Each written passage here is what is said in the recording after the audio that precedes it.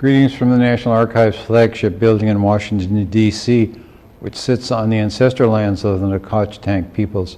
I'm David Ferriero, Archivist of the United States, and it's my pleasure to welcome you to this forum examining the life and legacy of Eleanor Roosevelt.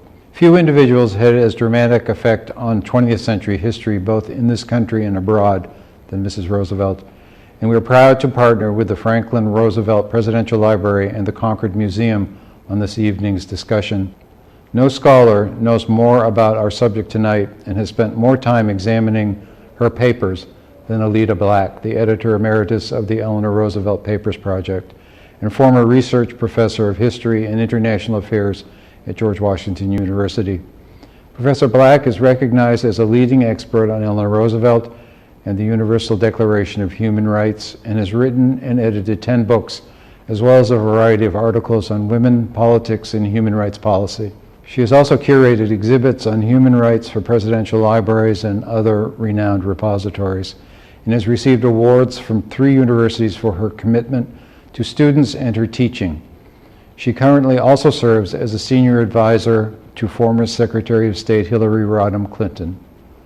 The spark for this evening's forum is a new biography by David Michaelis titled simply Eleanor, which is now out in paperback. This is the perfect biography for our times, writes Walter Isaacson, the story of a determined woman who willed herself to become the voice for the voiceless, a fighter for freedom, and a tribute to the nobility of America's true values. This comprehensive biography of Eleanor Roosevelt, filled with new information, portrays her in all of her glorious complexity. It's a wonderful read with valuable lessons about leadership, partnership, and love. David Michaelis is the best-selling author of Schultz and Peanuts and N.C. Wyeth, which won the Ambassador Book Award for Biography. Since we are partnering with the Concord Museum, let me note that this is a bit of a homecoming of sort, as David is a proud graduate of Concord Academy and has traversed the shores of Walden Pond and the trails on which British regulars marched on April 19, 1775. It is a pleasure to welcome tonight's moderator back to the National Archives. Tom Putnam is the former director of the Kennedy Library and served as acting director of the Office of Presidential Libraries before he chose to abandon the 20th century, having been wooed by the siren song of Concord's reformers, transcendentalists, and revolutionaries. He is a close friend, and we are pleased that he has spearheaded this partnership with the National Archives and the FDR Library. As you may know, the National Archives administers the network of presidential libraries from Herbert Hoover to Donald J. Trump. Franklin D. Roosevelt Library was our first. We now have 15 libraries, in total more than 660 million pages of textual records, 640,000 museum objects. I'd like to express my appreciation to our colleagues at FDR and throughout the Presidential Library system who work tirelessly to provide access to the documents that define us as a people. I was pleased that in David Michaelis's acknowledgement, he calls out, and I quote, the Roosevelt Library's supervisory archivist, Kristen Carter, and her superb team, including Matthew Hansen, Sarah Nevins, and Patrick Fahey. He notes that in the stacks at Hyde Park, Mrs. Roosevelt's papers rise 889 cubic feet, more than 1 million documents, their content traversing no fewer than 9 ages of world history, from the Victorian age to the space age. Let me close with these words from the new biography. Luckily, Eleanor Roosevelt believed in protecting and guaranteeing individual freedom. Nothing could have forged a greater trust with her future biographers, scholars, and historians than the counterintuitive measure of making her personal and professional papers available for all to study. I thank you all for joining us this evening as we explore the life and legacy of Eleanor Roosevelt with historian Allida Black and biographer David Michaelis.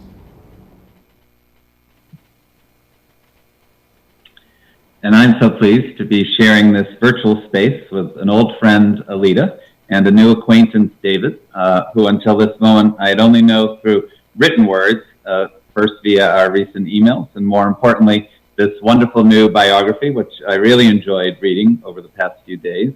I should note that it's just out in paperback, and truly no gift would better say Merry Christmas, Happy Hanukkah, Kwanzaa, or New Year to your loved ones than this wonderful new biography. and reading it, I realized I've actually organized a number of forums and attended them with Allida and others on Mrs. Roosevelt, but I had never had the time to read a cradle-to-grave biography, so I thank David for that opportunity. And I thought for the next 60 minutes, we try to do the same, which of course means we're going to have to skip over large swaths of her life and parts of the book, including some of the most really interesting personal stories, which I fear we couldn't do justice to in this short conversation. But I hope that it piques your interest and leaves you wanting more, so you'll go out and buy the book. There's also a possibility that our discussion will be aired on C-SPAN, and I'm hoping that we will appeal to both those of you who know a lot about Mrs. Roosevelt and to those of you who this may be your first introduction. So we'll promise to try not to assume too much information. And I also hope to fill in some of the blanks here and there with direct quotes from the biography, which is superbly written. David is an artist who paints with words, and I wanted to share a few of his turns of phrase this evening here and there as part of my questions. And lastly, we've selected a few photos from our colleagues at the Franklin Roosevelt Presidential Library and Museum, but since our conversation is going to be organic, forgive us if as we go through some of those images, they don't always immediately match the moment to which we're talking, but you'll see the span of Eleanor Roosevelt's life before you. So David, it's a cradle-to-grave biography. Let's begin talking about her childhood. I think we'll see a few images. You quote her in the book as saying, quote, "I was brought up in a rather peculiar way." And just in terms of your fun turns of phrases, I thought I would, you describe her father as someone who lived in his brother Teddy Roosevelt's shadow and, quote, "took a connoisseur's pleasure in victimized unfulfillment." And that Eleanor became her father's caregiver and, quote, "showed herself uncannily gifted at responding to each fresh hurt." So anyway, tell us a little bit about, briefly as you can, about her childhood, especially her relationship to her mother and her father. Well, the childhood we know that Eleanor lived through is the childhood from hell that would be in a Victorian novel or in an adventure story about a lost girl, the girl the limber lost. Eleanor was a oddly adult child because her parents were oddly childlike adults. And one of the connoisseur of unfulfillment notion in Elliot Roosevelt is really that not just that he's failing to live up to his brother Theodore Roosevelt, but they both had a father who was a great philanthropist, known as Greatheart to the family. He would be pretty hard to live up to by anybody, but Elliot was falling down very quickly, having no real purpose in life. There was no place for him. He wasn't finding a way to prove himself. He didn't go into politics. There was no war. He was a very uncertain guy. I personally think he was suffering from all kinds of self-medication problems, but those turned into alcoholism quickly. When he married Anna Rebecca Hall, it was a last-ditch effort to get himself right, and he was determined when he married her to do right. But very quickly, they both of Eleanor's parents discovered that they weren't very good at being parents, and partly they didn't know anything about it, and they also were very concerned in their individual ways. Anna with the Hall family, her family, once powerful and rich in New York, had fallen down. They were marginalized by the great new fortunes. She wanted to be a kind of intermediary between the Astors and between the old Knickerbocker families, and she was in some ways actually a kind of original model of a diplomat. She was a society lady who was bringing together the old 400 with the new 4,000. And she was a smart but absolutely dysfunctional mother. And she put Eleanor under a severe pressure of never living up to her expectations. Her father, on the other hand, Eleanor's father, adored her. However, he was falling down drunk almost from her earliest days. She never stopped trying to impress and fulfill his wishes for her as a horsewoman, as a hunter, as a woman who was in charge of herself. I think he gave her a sense of Roosevelt confidence, but he himself was losing fast. It all fell apart very early in her life. She lost in 19 months her mother to diphtheria, an older brother, an older younger brother, and then her father to alcoholism. She was So off begins the story of her life as an orphan. So let's turn to happier times. Alida, again, we're going to have to do this so quickly. There's this kind of chrysalis moment where she becomes kind of she attends the Allenswood School in London and comes under the influence of headmistress there, Marie Souvestre, who David quotes, welcomed each new pupil with the question, why was your mind given to you but to think things out for yourself? Tell us more about her time at Allenswood.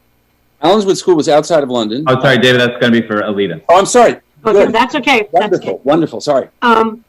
If there's one person in her life that I wish I could have met, it would be Marie Souvestre. She was a force of nature, a Bolshevik, a self-proclaimed Bolshevik that Eleanor described as a Bolshevik. But she challenged Eleanor to do one thing that as a historian and as a teacher I've tried to emulate, and which I think was the defining thing that Eleanor learned in her life. And that is, you can never know what you think until you can argue the opinion of your fiercest critic with equal integrity.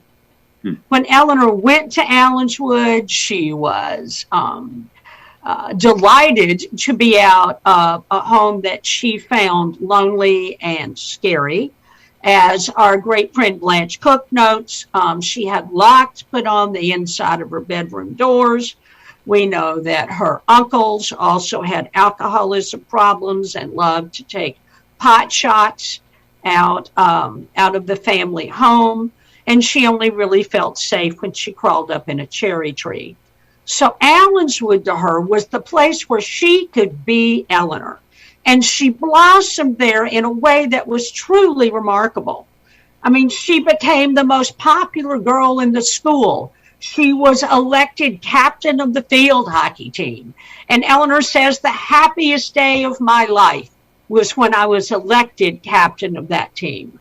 So she's finally seeing that she's got a brain, that she is free to move, that she can have friends in her own right. And Mademoiselle Souvestre sees in Eleanor this spark of greatness, if you will. She moves Eleanor to her dining room table. They have dinner together every night. They argue the great issues of the war and the world. They argue the Boer War. And Eleanor writes a friend one night, you know, I finally learned that I have a brain. I have argued the Boer War with Mademoiselle and I have won each time. You know, so how does this help Eleanor become Eleanor? Eleanor doesn't want to go home. I mean, she is elated to be at Allenswood. And so she asked to stay during the summers. And Mademoiselle says to her, basically, of course you can stay, but you must learn to be independent. You must learn to live on a budget. You must learn to make your own reservations. You must learn to speak the language of the communities that you visit. And most of all, you must remember that you are a guest in these communities. So while you go to the opera and the museums and the stores and the fine restaurants, you have a duty. You must volunteer in hospitals. You must volunteer in settlement communities. You must learn to see the cities in all of their complexity and wholeness. And Eleanor revels. I mean, she's there so much, to cut the story short,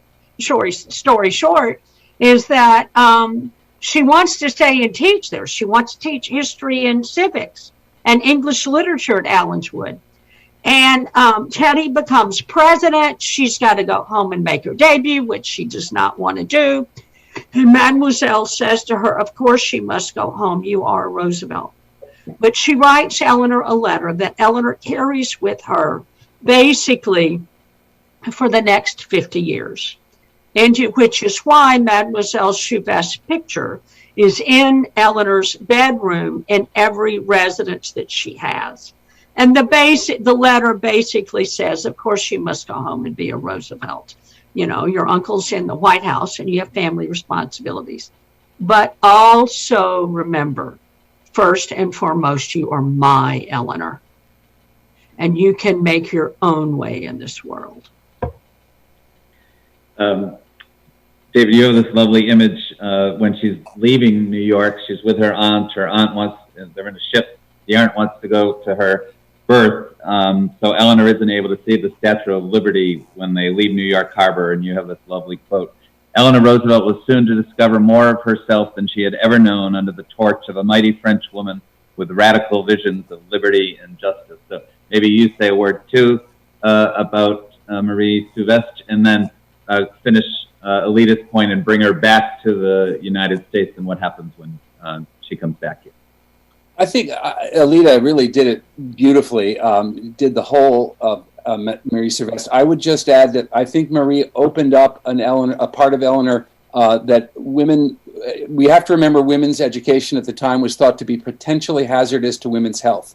The idea that you must think for yourself, that you must figure out how to argue even a contrapuntal point of view, all absolutely true. I think she also, there's a scene on a train where they are going on one of the holidays where Eleanor can't go home, and Marie Souvestre suddenly realizes that her great friend, a novelist, is living in that town, decides on the spur or has decided that they're going to get off the train, but Eleanor doesn't know this. She thinks that their bags are booked through to, to two stations down, and suddenly Marie Souvestre has things going out the window. We're off the train. Eleanor's sense of spontaneity, which was so crushed by the expectations of Edwardian womanhood, was suddenly opened up. And I think that going home, she took home to America an odd thing that I noticed in her settlement work, which is Eleanor was so exposed by Madame Souvestre, Marie Souvestre, to Italy, to seeing Italy with her own eyes. She was sent out by Madame Souvestre into Florence, into towns, walking the streets alone. This was unheard of, to be walking the streets alone at the age of 18, 19. Eleanor saw things with her own eyes, experienced things. She, at one point, was even living in the home of an artist. That was unheard of. She was talking with the artist about his representation of the Christ figure. She was doing analysis. She was doing critical thinking. She was thinking for herself. When she got back to the United States, one of the bonuses of being her age, doing what she was doing, which was this horrible process of coming out, the debut of a young woman into society. Fortunately, the Junior League just then had begun its own participation in the settlement movement. This is a movement that had begun in England, through Chicago, through the Hull House, through Jane Addams, coming to New York, in which the idea is essentially you make yourself a friend of the community. You live in the community. It was essentially college kids, really. Eleanor and the Junior League girls were pretty advanced. These were college students who were embedding themselves in communities. And in Eleanor's case, it was down to Rivington Street, down to Lower East Side Manhattan, twice a week on the subway. An unheard of liberty, an unheard of. It was scary. It was scary. It was bold.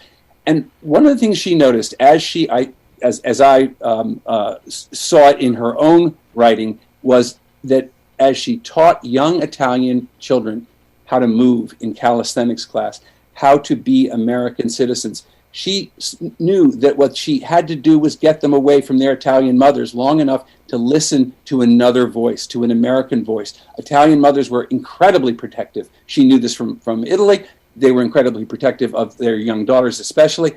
Eleanor walked children home. She brought cousin Franklin Roosevelt, down to the Lower East Side to see what it looked like when you walked somebody back to their door, back into their tenement building, what the conditions there were, and Franklin Roosevelt had never seen like it. How could people live like this, he said to her. She was absolutely crucial to his understanding that there was another world. This wasn't just club, philanthropy or club, activity. This was real stuff. This was the real thing. And she took to it in a way that you don't see among the others in her group, in her peer group at the time.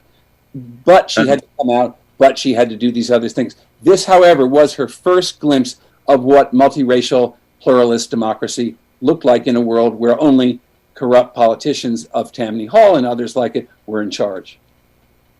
Allida, explain a little incongruity for me. Again, it was news to me in the biography that she wasn't a supporter of women's suffrage. We're doing this in connection with an exhibit that we have up on the 19th Amendment. Explain what was going on there. Well, I'd like to piggyback on what David said as a segue to answer that, if I could, Tom. Sure. I mean, one of the things that Eleanor learns in the settlement world is to not act like her friends who thought that if they put a picture on the wall, life would be better. And the reason that she learns this is she becomes involved with immigrant union organizers. And they take her under their wing, both covertly during this time and overtly later, to really show her the horrors of the Triangle Shirtwaist Factory fire, the horrors of the tenements where there are feces on stairwells, where you have to step over buckets of urine in order to enter people's rooms, and whose rotted food and human waste were thrown outside their windows on the streets. And so she sees disease. She sees famine. She sees women literally chained to sewing machines. And so her whole focus is on protective worker legislation. And so her energy will begin in Rivington Street for her lifelong commitment to the living wage, her lifelong commitment to what we will call the Fair Labor Standards Act, her lifelong commitment to welcoming immigrants in ways that value their own cultures while trying to expose them to democracy. Against that backdrop, suffrage is not a priority. Her priority is sanitation. Her priority is a living wage. Her priority is food. Her priority are clean places to live and public education. So she does not embrace the suffrage movement because she is committed to progressive reform. That does not mean that she was opposed to suffrage. It just means she didn't prioritize it. And then once FDR, is campaigning to be vice president, and he thinks, oh my God, I got to come out for suffrage, then she will move in that direction to support him and then dedicate her enormous organizing talents to organizing New York State precinct by precinct in a way that it had never been done before. So much so that when the ward boss of Chicago, Richard Daley, who would become mayor, he sent his staff to look at how Eleanor would organize the state. Again, I have to zip us through this history. Sure. So Allida's just brought up Franklin Roosevelt. So David, why don't we, you have a lovely line that she saw her marriage to Franklin as an opportunity to, quote, banish forever the bad story of her parents by putting virtue and virtuous husband in her own. From now on, wrote Eleanor, a certain kind of orthodox goodness was my ideal and ambition. So talk about her meeting Franklin Roosevelt and their marriage and what that marriage was like. Well, Franklin was her fifth cousin, and they met on a train one summer day on a train going upriver, he to Hyde Park and she to her grandmother's house at Tivoli, where, as Allida has already referenced, there were locks on the inside of her door to protect her from her uncles, who had once been, charming young men around town, tennis champions and so forth, now predatory alcoholics who were dangerous and scary. And Eleanor's life in her grandmother's house, both at Tivoli, but in town as well, where she lived during her coming out period and just after, at the time she met Franklin, was chaos. It was pure chaos. It was not knowing where she lived, not knowing where what her future would be, where she was even going to go. Really, Franklin's life was settled and solid, and it was backed by a mother who, with Franklin, created a couple that Eleanor attached to, in a sense. They were I think of them as a compact of oddballs, simply because Franklin was an oddball. Eleanor was odd in that she was left out. I think of her as being ghosted by the Roosevelts. Her own family was discontinued, as one of her cousins, Roosevelt cousins, said. There was no mother, there was no father. There was her younger brother, Hall, on whom she doted and whom she took a parental role, with whom she took a parental role, to the point where when Hall went off to boarding school, she was the parent who went off and presented herself on Parents' Weekend. But other than that, Eleanor had no center in her life in terms of family. Franklin was not just a center, he was a sun god. Off of him came a kind of certainty, a confidence, a belief in himself that had been born out of a Hudson Valley childhood in which he was the sole child, the sole heir to James Roosevelt and Sarah Delano Roosevelt. He was as much, in his mother's eyes, a Delano or more than he was a Roosevelt, which meant that he had a certain, there was going to be always a Delano in her life, and Franklin was always going to be in his mother's life. Eleanor had a place in it, but tangentially. And I think she understood Franklin as being an odd duck because he had not been popular among his peers. She saw him as something of an outsider. She also saw him as a little like her father. And he was charming and he was lovely, and he made the world a happy place for her when they were finally not secretly engaged, but truly engaged. They married on a St. Patrick's Day, and Theodore Roosevelt, Uncle Ted, the President of the United States, came to New York on various missions and to speak to Hibernian societies and so forth, and gave Eleanor to Franklin in a sort of preposterous, old-fashioned tribal wedding as the Irish paraded outside, and the old Knickerbocker families that the Roosevelts were still very much a part of, all gathered under this sort of double-sided mansion of one of Eleanor's cousins.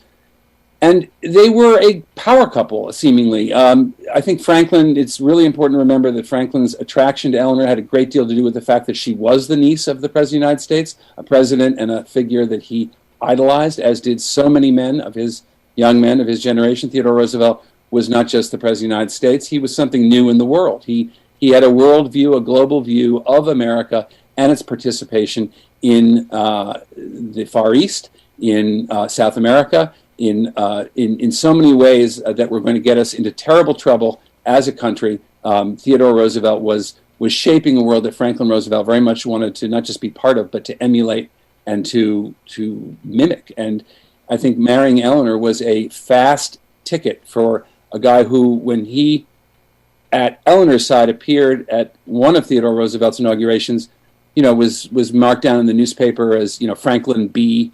Roosevelt, or no one really knew who this young cousin was from upriver. Eleanor was, along with Alice Roosevelt, her cousin Theodore's oldest daughter, far better known at that moment when they got together.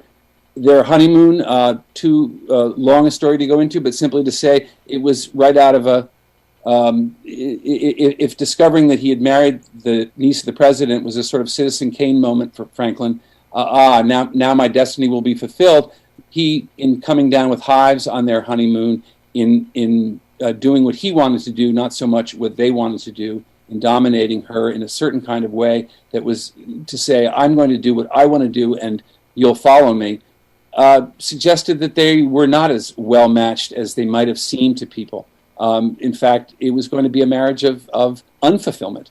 And I think they discovered it to both of their shock on the honeymoon. And pretty quickly, as children began to appear, it was clear that their marriage was going to be a complicated relationship that was dominated by his mother and by the old expectations of the old world that both of them didn't really have a place in and both wanted to emerge from quickly. Let me stick with you, David. I'll give you a couple of quotes, and then maybe you could tell we're going to really have to fast forward. You maybe quickly tell the Lucy Mercer story for those who might not know it.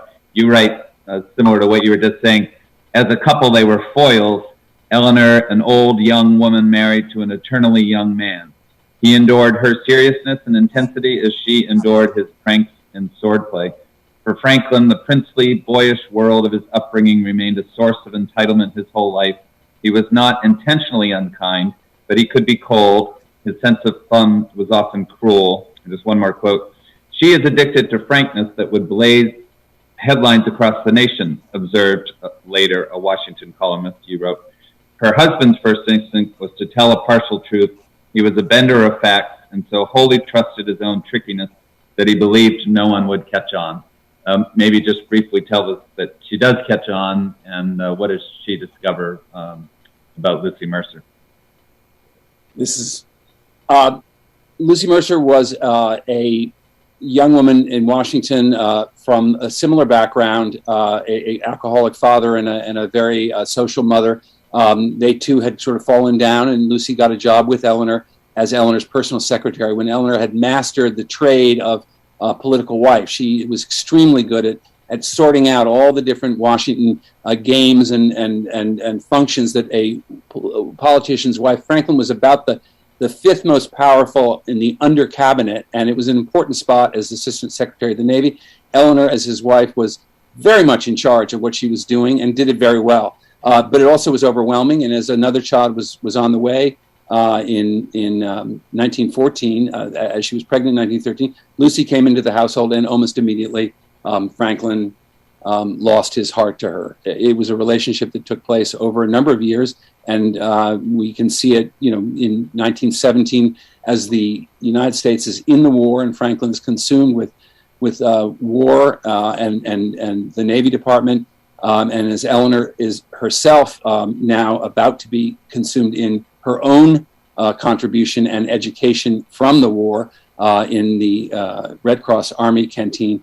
Lucy Mercer and Franklin had a relationship, a love affair that Eleanor discovered by accident when Franklin returned from Europe from a Navy Department trip to the front. He was suffering from the symptoms of a flu, Spanish flu, no doubt, from the troop ship he was on. And in his luggage was a packet, a parcel, a number of, we don't quite know how many or what it quite looks like, but some number of letters she came across in his suitcase that was made quite clear that he had, and she had, that is Lucy and Franklin had both lost their hearts to one another, and that a new relationship was going to have to be forged if Eleanor and Franklin were going to move forward. FDR could not have gotten divorced and kept his standing as the politician he was and that he wanted to be. And Lucy Mercer was not the iron frame on which to stretch his life. His mother made this very clear to him. I think he knew this anyway. For one thing, it took Eleanor to stand up to Mama.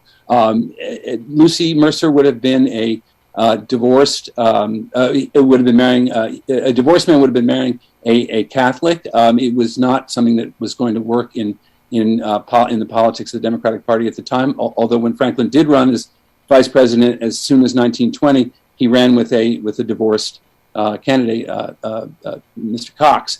But if FDR was to be who he was to be with Eleanor, Eleanor had to be at the heart of his life, and he knew that, I think. His mother knew this. His mother was absolutely not in favor of a divorce, and she was very much in favor of Eleanor. And I think they both formed, at the time, Eleanor and her mother, a bond that sorted out certain things about how the relationship was going to move forward. Lucy and Franklin never stopped seeing each other, and she returns in the story. I don't think as significantly, and I don't think I'm very curious about Allida's point of view, but my sense is that polio itself and the rearrangement of their lives after polio is far more important than the rearrangement of their life post Lucy Mercer. Oh, I may switch us slightly. There's a lovely quote in the book, Allida. David says, marital resentment can have the effect of turning people inward and selfish. Franklin and Eleanor turned outward. The more disappointed they were by each other, the more readily they took on the problems of the world. So if you want to respond to what David just said, and then maybe you can talk, your focus has been really on her focus of the problems of the world. Maybe you can comment on that. Well, I think David is an extraordinary writer. I think he's put his heart and soul into this book. I think we should all read the book. This is my third conversation with David where I have beat the desk saying, go buy the book. I have to say there's some major disagreements that I have with David. Understood. And one of the major ones is that Franklin A. was ready to do anything when he got married. He was a dandy boy. Okay. I mean, this is a man who was mocked by politicians. This was a man who couldn't even give a coherent political campaign speech. And Eleanor had more of an engaged, active career than Franklin did. And so Eleanor, where I think what David and I totally agree on is that to define Eleanor Roosevelt by Lucy Mercer is to define,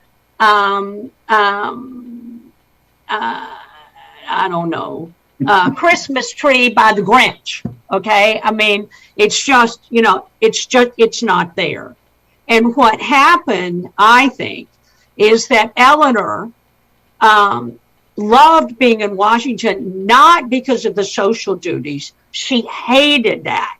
That's why she hired Lucy. What she liked about Washington was being able to work with the organizations, not the Junior League, but the International Working Women's League, the International Committees of Cause and Cures of War. And what she ended up doing was learning how to manage the household, how to welcome politicians in Albany, how to welcome wheelers and dealers in Washington, but not leave the conversations. Other wives left, Eleanor stayed. So that by the time Lucy hits, Eleanor feels betrayed, not just because Franklin is her husband, but that she has sacrificed so much of her independence to try to make this work. So that when they come back together, it's a remark. I think it takes remarkable maturity to pull this off. For parents and school-age teachers, I look at the Roosevelt marriage at this point as a Venn diagram. You know, they have their separate lives, and then they have the time that are in the middle. And what's in the middle is bad Velcro with super glue on it. The marriage disintegrates when that Velcro in the middle collapses. And there are two things that do that, I think. First of all is when Louis Howe dies in 1935. Blanche Cook is absolutely correct. And the second thing that really rips it apart is Harry Hopkins, whom Eleanor brought into the White House, who really supported when FDR turned on him and when Hick turns on him. When the war comes and Hopkins says goodbye to the New Deal and becomes the assistant president to FDR, there is no center.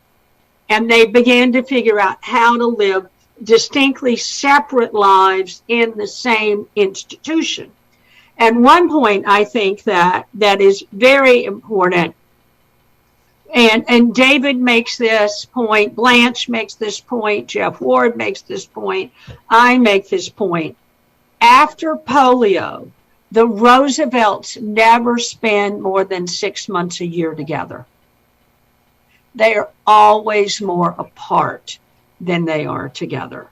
She's traveling, he's traveling, and so they figure out how to coexist in a way that gives them the space to become the people they become. And I think that is, I don't know the word for it, the most immense contribution to America in its most perilous time than I can think of. Imagine the Great Depression without Eleanor Roosevelt. Imagine World War II without Eleanor Roosevelt, because without Eleanor, there would not have been FDR in the White House.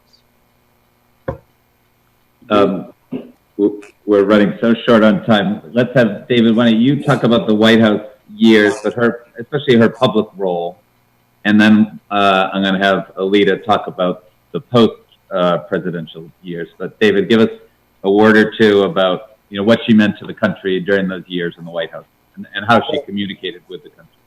I'm going to quote Allida, because Allida said something quite wonderful about women in the White House, which is that the White House eats women.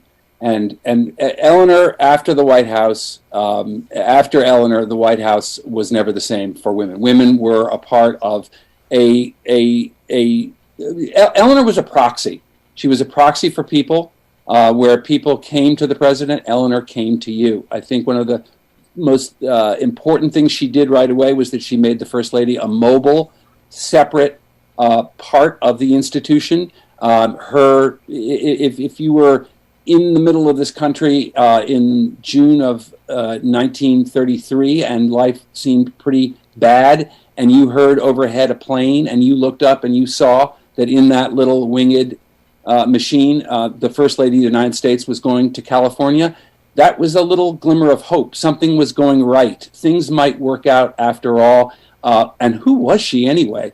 Eleanor brought herself to people, but she also brought out of people something that I think that you see in figures like Muhammad Ali, you see in figures like perhaps Mahatma Gandhi, but you see somebody who's bringing, people wanted to be their best selves around her. They wanted, when she saw them, connected with them, they were on best behavior, but also she brought out of them the feeling they could give something, not just to her, but to their communities, to the country.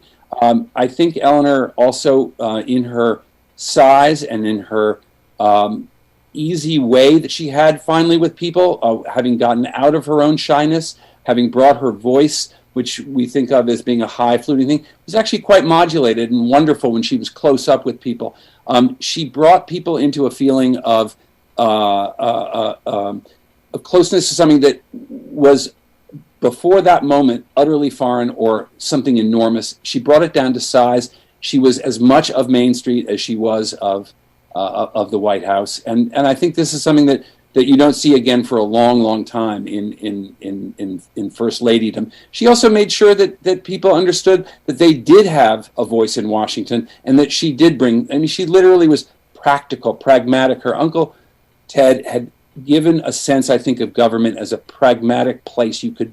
She and Franklin, in their separateness, could be disinterested. They could be pragmatic. They tried things. They experimented. They were willing to try again and again and again, see if it worked. Oh, it didn't fit that. Well, there's an underlying problem. Let's look at the problem. There was a continuousness in her that people often criticize Eleanor for not having follow through or not coming to conclusions. I found it difficult myself, thinking, oh, I got to bring this to a conclusion. Well, sometimes she didn't bring things to a conclusion. She did move on to the next thing. And that motion, that sense of forward motion, of continuous optimism, of hope, pragmatism, and challenging the slow walking of everything in Washington, made her, when you see people's descriptions, even of the way she walked in the White House, the rapidity, the movement, the continuousness, you really get a sense of how fluid she made this previously utterly paralytic almost job. This is an odd photograph. We're looking at it for sitting down. That's exactly what she wasn't doing most of the time. So I think what Eleanor did was she created an entirely new version of a woman, of a first lady and of the president's wife. We think now of the first lady. It's a sort of tradition now that she has one cause. Michelle Obama has this. Mrs. Bush has literacy. Michelle Obama had nutrition. Eleanor was not. She was holistic. She was not she was an equal opportunity first lady. She had many constituents and constituencies and causes, and above and beyond that, she also had a voice that was a real voice with real opinions. And her column, My Day, was just extraordinary in that way. A syndicated newspaper column that appeared every morning. No First Lady had ever done anything like that. From 1935 until her death, she connected to people as a neighbor, as a concerned citizen, as a friend, as First Lady, in a voice that was so familiar. It would be a voice that you would want to respond to, want to do something, want to contribute. She had a continuousness in writing and in her voice and in her appearances in the newsreel. You saw so much more of the First Lady. You heard her. You felt her presence in ways that didn't repeat itself for years, in fact. Allida, why don't you talk about the White House years too? I'm going to just use a quote here from David's book. Justice Douglas said, FDR had few around him except Eleanor, who told him he was wrong. She was his antenna, and I noticed he usually followed her advice. Jim Farley, FDR had complete faith in her judgment and her ability to observe. Just maybe a few words about Eleanor in the White House years, Allida. Well, I think a lot of people talk about her observation. They don't talk about her understanding of policy and how to get it through. You know, and if you look at some of the landmark pieces of legislation that came out of the White House, I mean, especially in the two sections of the New Deal, you know, in the first 100 days, I mean, FDR puts the Economy Act forward and it fires all the women who are married to federally employed men. Eleanor leaps to her pen, as Blanche would say, and in the same paper, side by side, tells her husband he's wrong. He backs down. The women get their jobs back. You know, there are problems with the Social Security Act. Eleanor goes in behind the scenes and tag teams with Frances Perkins to get part of the Social Security Act through. If you look at the National Youth Administration, which is the first form of AmeriCorps, this is totally Eleanor and Bethune. If you look at women in the CCC camps, that's Bethune. If you look at the Federal Theater Project, the Federal Writers Project, the Federal Dance Project, the whole role of government in preserving people's voices and art combating fear, that's totally Eleanor Roosevelt. If you look behind the scenes to organize Democratic senators who were very leery of the Fair Wage and Standards Act, which gave us minimum wages and maximum hours. Eleanor is integrally involved in that. When there is the major debate over the World Court, and should the United States be involved in the World Court, who does the White House send out to debate the two Republican senators against it? Eleanor Roosevelt. And she had her own career and was such a successful journalist. Not just My Day, but monthly syndicated columns, book contracts. Her first book is March 1933. You know, it's Up to the Women. She, by the end of her time in the White House, her publications are paying her more money than FDR makes as president. Let me bring up the slide of FDR in his last days. And David, maybe you can just briefly tell the story of his death and her role in its aftermath. FDR died on April 12, 1945 in Warm Springs of a cerebral hemorrhage while he was posing for a portrait that was being painted by a woman named Madame Shumatov. With him was his cousin Laura Delano, and Lucy Mercer had reappeared from Aiken, South Carolina, where she had been reappearing in his later White House years as he grew sick and as his life was coming to a close, as the war itself was dragging on. FDR found some solace or some enjoyment and pleasure in re-meeting Lucy, facilitated by Anna, Eleanor and Franklin's daughter. I don't see an enormous significance in the fact that Lucy was there and Eleanor wasn't. Eleanor was doing her own work. She was part of a entire, she's probably the most important of the Roosevelt administration at that moment in terms of recognizing how things were about to go with the creation of what FDR had named and dreamed of the United Nations, that she had some thoughts of her own about almost everything at that point.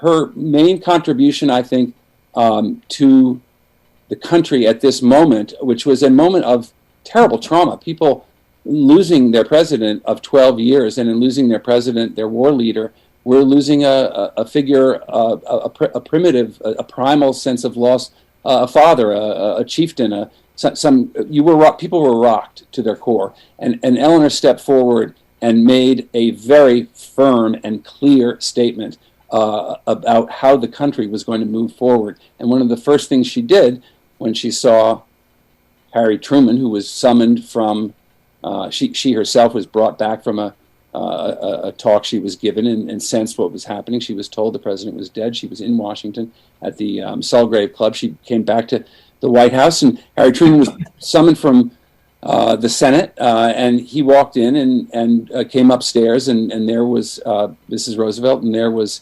Anna Roosevelt and several of Roosevelt's assistants and so forth, and she stepped forward and she said, "Harry, the president is dead." And Harry Truman looked at Eleanor Roosevelt and said, "Mrs. Roosevelt, what can we do for you?" And she said, "Harry, what can we do for you? For you are the one who is now in trouble." And I think that in the transfer from that moment forward for the next few days, and she got out of the White House in record time, everything she did was for Harry Truman as president of the United States, one of the more unlikely presidents ever to step into the job. He was sworn in that afternoon. By that time, Eleanor was on her way to Warm Springs. She had, I want to just say very quickly, she had buried dozens of Roosevelts. She was practically the family undertaker. Eleanor had been called upon from her earliest days to bury her relatives. She was constantly visiting cemeteries and making sure gravestones were properly placed and so forth. She was as pragmatic and as realistic about the event of someone's death. She also, I think, felt very strongly that what was most important now was carrying forward on her fell her husband's legacy, but also on the transfer of power to Harry Truman, which was, as I said, unlikely, was as much was as important as anything to do with the memory of Franklin Roosevelt himself and of memorializing Franklin. She did an extraordinary job with his, and a dignified job with his funeral, which she saw through from Warm Springs back up to Washington and into the White House, and then on to Hyde Park and the Rose Garden. She created a figure of dignity and a figure of lasting courage that people remembered and spoke about for years. We really are getting down to the last minutes, which is too bad, Allida, because I know there's so much to talk about in the post-presidential period and post-White House years. And David, I thought it was one of the most fascinating parts of the book. But Allida, tell us the role that she plays as kind of a world statesman, world stateswoman. Well, briefly put, the last letter that she writes when she's leaving the White House ends with this: "For those of us who've lived in Franklin's shadow, moments come when we must wonder what we can achieve under our own momentum." Within 2 weeks, people have asked her to be Secretary of Labor, run for the governor of New York, be head of the most preeminent private college in the United States, run what would be the first major liberal political PAC, and to be a political director of a union. She says no, that she wants to speak with her own voice. In December, Truman calls her to appoint her to the United Nations because she has become his major critic.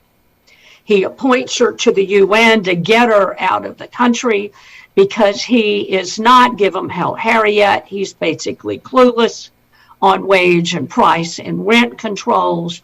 She turns him down. Her son and her secretary basically say, "Are you flipping kidding me? You've been in war zones twice. You've spent 5 weeks in the Pacific. You flew on unpressurized aircraft and blew out your eardrum. You have walked the corridors of hospitals. You know all the major leaders of the world, and you are not going to take this flipping job. So she calls him back. She takes it. She goes over there.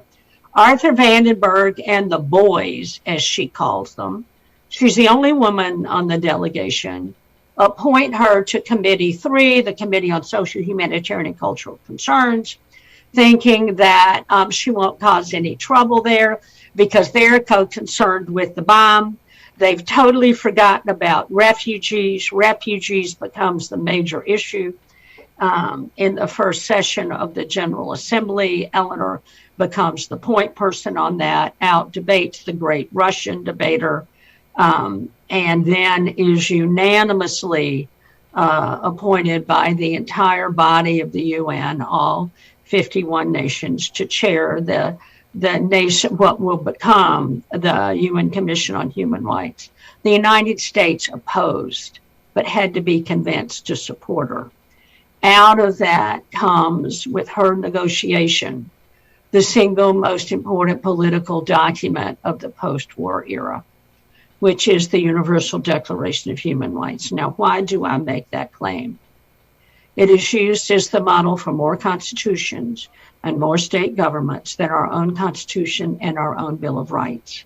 It has been used in every single peace and reconciliation Civil War negotiation of the past 40 years. It was used in Iraq, it was used in Afghanistan, it was used in Pakistan, Liberia, Brazil, Peru, and in it, although it is the last article that is negotiated out of the 30, it's the article that has been adopted into international law, even by the conservative United States Supreme Court. And that is Article 1. All human beings are born free and equal in dignity and in rights. They are endowed with reason and should treat one another in a spirit of brotherhood. Okay, as I look at my watch, I have a minute, so I'll try, honest to God, Tom, to tell this story in a minute.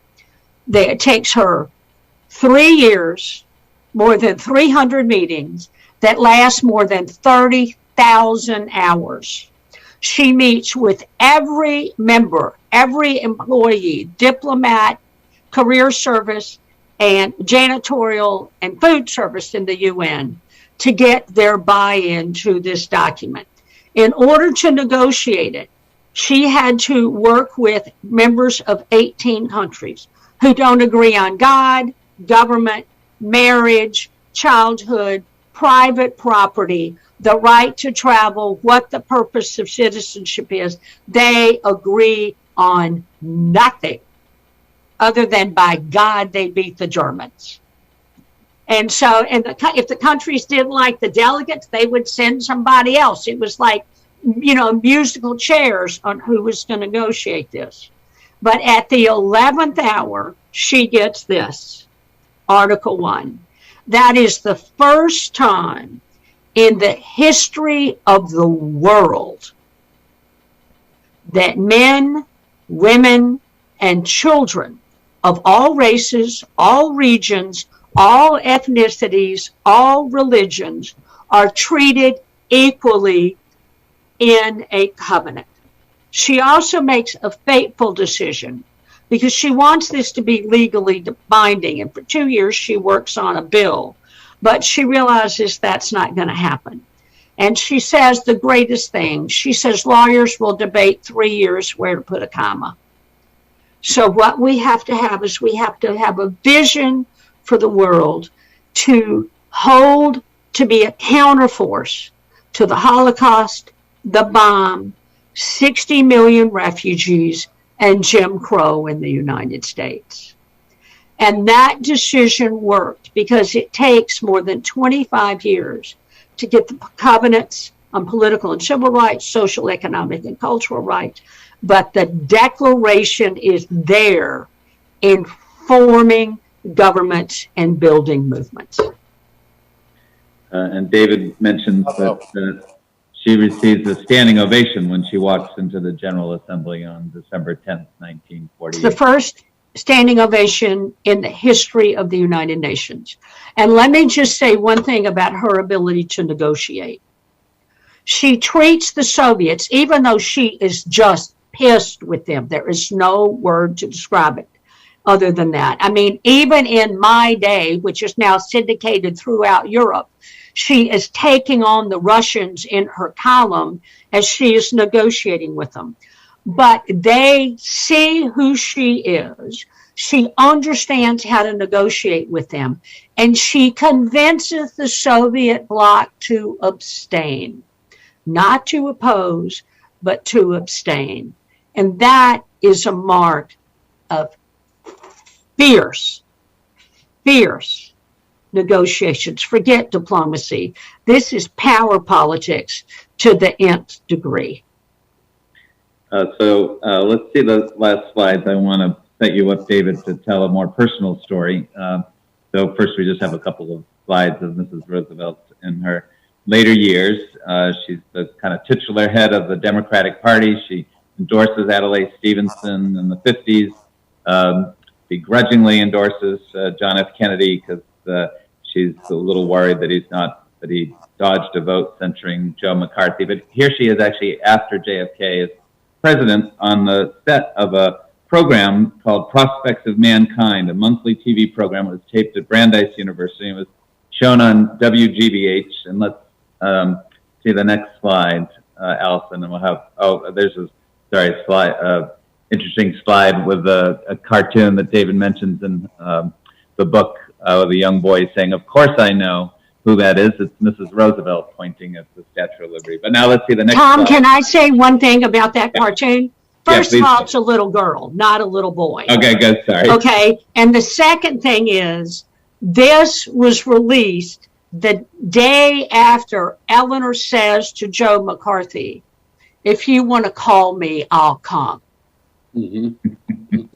And that's why her block does this cartoon. It's not a saccharine, saint, sweet Eleanor cartoon. It is like, you want me to go to Congress and defend and stand up to Joe McCarthy when not one Democrat will? When Jack Kennedy runs away, call me, I'll come. That's what that cartoon is. And that cartoon was at the top of her stairwell in her home, Valkill, and she saw it every night. She understood exactly what that meant. Thank you, Allida, for explaining. Yeah. All right, now let me go back to the JFK had been on the set. Now this is Mrs. Roosevelt, and David, you pick up what we're seeing in this picture. Well, here, I thought we were going to be in the White House with President Kennedy announcing the Peace Corps on Prospects of Mankind. We're actually in London, and on Mrs. Roosevelt in the center. On the right is Paul Noble, one of the producers, and on the left is my mother, who was one of the producers of Prospects of Mankind, and notably the only woman here. And it's there's Bertrand Russell behind and a group of men here. This is a typical day on the set, although they happen to be in England for this particular broadcast. But my mother spoke frequently when I was a child about Eleanor, and I think one of the reasons Eleanor Roosevelt was an enormous presence in my household. I kind of thought actually we were related to her in some way, although of course so did David Geffen and other people who had Mrs. Roosevelt icons on their kitchen hanging where their mothers and grandmothers had hung. The thing that's was important to me about writing about Eleanor Roosevelt and about looking at Eleanor Roosevelt and listening to Allida describe the true history of Eleanor Roosevelt. And I commend everybody, by the way, to the works of Allida Black, because you are missing something if you have not included those on your syllabus. But the important thing here is that I thought, I was born in 1957, we all thought we understood American history, but we now know we didn't. And we are now rewriting history. And, you know, Eleanor Roosevelt wanted to expand democracy to include more people. She wanted my mother on this program. She wanted a woman on this program. We did not have an inclusive multiracial democracy during Eleanor Roosevelt's 78 years of life, from 1884 to 1962. And until she was 36 years old, America's democratic institutions worked only for white males, let's say, and almost all the power was held by rich white men, let's say. Eleanor did not even live to see the Voting Rights Act of 1964, for what that's worth now. She did not live to see the United States outlaw mob violence and lynching. But what we are listening and hearing today, and why Eleanor speaks to us today, is about this fight we're now engaged in, another fight for the survival of democracy. And it's about not just that, it's about the right to vote, of course, which is the central one, I think, but about gender equity and about patriotism, what that is, and about America's place in a global and international world. Eleanor still stands for what she stood for then: fearlessness, compassion, service, dedication, hard work. I think what she stands for even more, though, is the idea of change and of accepting and reaching for change continuously and fearlessly. And this is why I think we're going to keep hearing the story told again and again. The suggestion that we could ever fit her even into an hour is insane. There is so much more to Eleanor, and I commend you back to the works of Allida Black, and I also commend people to understanding Eleanor in and of herself, really, as a person, not just simply as a political figure, but also as a political figure. She has so much to give us. Can we end with an Eleanor quote? Yeah, well, let's go to the next slide, because we're all, yes, we can, but let's just. Oh, my suitcase. Sorry. Okay. We're going to we'll just go for another two or 3 minutes, I promise. Okay. Can I, this. But we're giving just an endorsement to one of our co-sponsors, which is the Franklin D. Roosevelt Presidential Library and Museum. And there's this lovely picture of Mrs. Roosevelt that's well known, but I remember turning the corner, and then when you actually see the suitcase, so this is actually how it's displayed at the FDR Library and Museum. It's a wonderful institution where David and Allida have both spent hours doing research, and our hats. And I'm a trustee. I just want to say it's holy ground. Just leave it with that.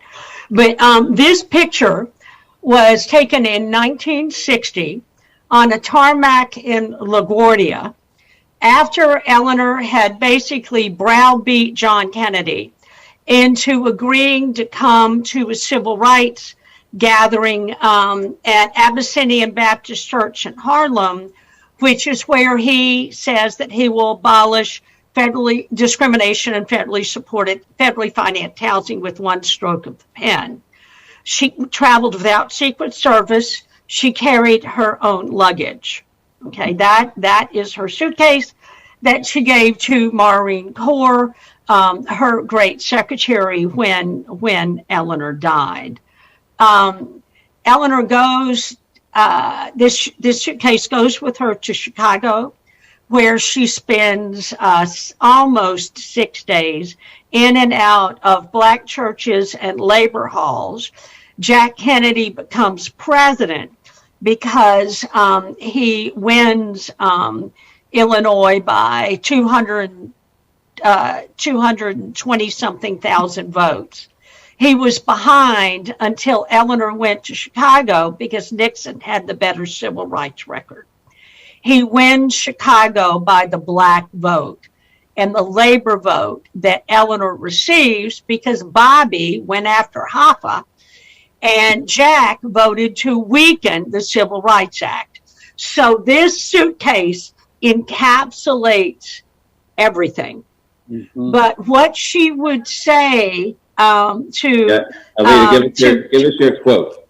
Okay, because this is what David is saying, and it's democracy is only as strong as its weakest link. Beautiful. And the last sentence she ever wrote, not for publication, was this: staying aloof is not a solution. It is a cowardly evasion. Very nice. David, you have a final word, and then I'll close this out. I strongly recommend that everyone, if they ever have the chance, visit the Rose Garden where Franklin and Eleanor Roosevelt lie in rest. It is a shocker to find Eleanor Roosevelt there in her mother-in-law's garden, and yet at the same time there's something quite lovely and wonderful about seeing them both together there forever. I've never failed to walk into the Rose Garden without being terribly moved by these two purposeful lives that were joined, I think, in a sense, unlike almost any other couple I can think of, in a shared idea about the people and about doing things for the people and with every sense that a commonplace solution could be found, or some kind of solution could be found to help people build better lives in America and therefore build a better America, but primarily to help people build better lives. That's the exceptional, I think, what's exceptional about the Roosevelts, and not American exceptionalism. It's about their consideration of human individuals, but also as the people. And I'll end with a simpler quote, a more personal quote, from David's book. You have to accept whatever comes, and the only important thing is you meet it with courage and with the best that you have to give. David, Allida, you gave us the best you have to give tonight. We thank you for sharing this hour with us. We thank all of you who have been watching this virtual forum, and we wish you all good night.